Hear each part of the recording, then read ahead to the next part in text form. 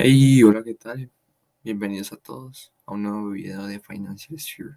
Después de casi un año de estar por fuera, volvimos y vamos a darles con toda.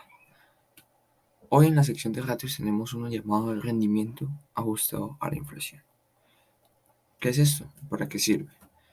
La rentabilidad ajustada a la inflación es una medida de rentabilidad de rendimiento que tiene en cuenta la tasa de inflación durante un periodo de tiempo.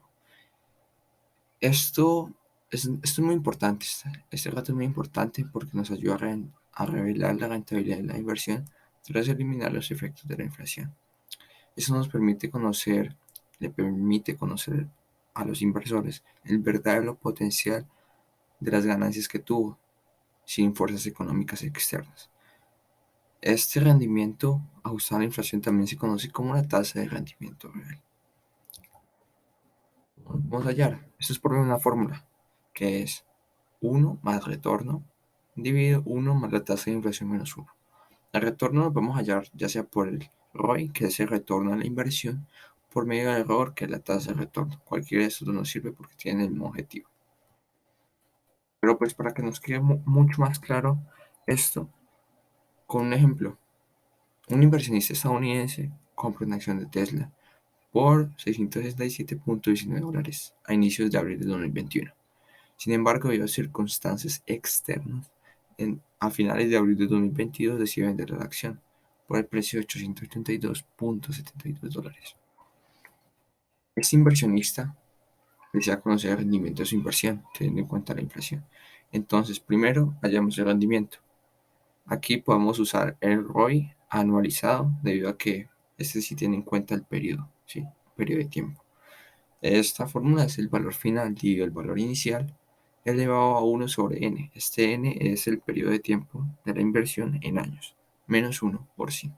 Al reemplazar todos los valores, el valor final, el valor inicial y el tiempo, que recordemos que la inversión fue de 13 meses, teniendo en cuenta que inició el primero a iniciados de abril del 2021 y terminó a finales de abril del 2022, es alrededor de 1.083 años.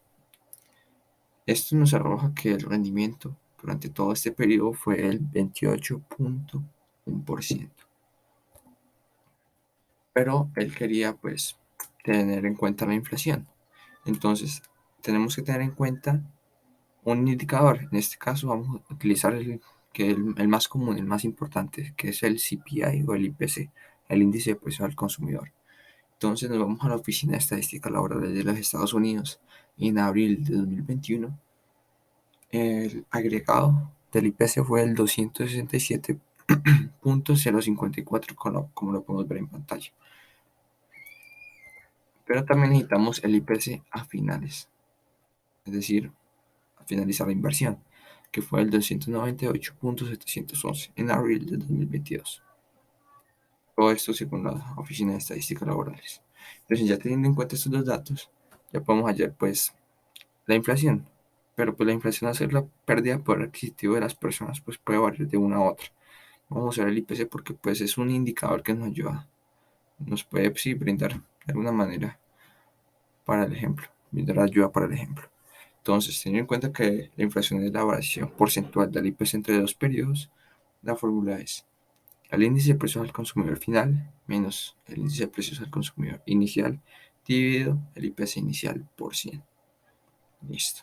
Entonces, ya ejecutando todo esto con los datos que ya tenemos, esto finalmente nos arroja que la inflación durante este periodo fue del 11.8%.